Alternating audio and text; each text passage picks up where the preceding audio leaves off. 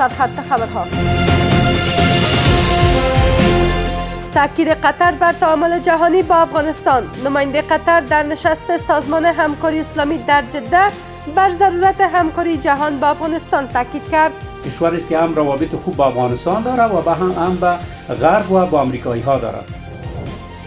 شکایت مهاجران افغان در پاکستان از دشواری‌های زندگیشان.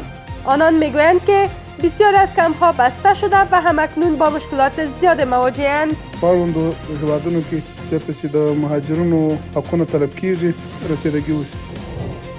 و واکنش‌ها به پیشنویس منشور شورای صلح ترامپ برای غزه. آگاهان روابط بین المللی نسبت به اجرای این طرح به دیده تردید می‌نگرند.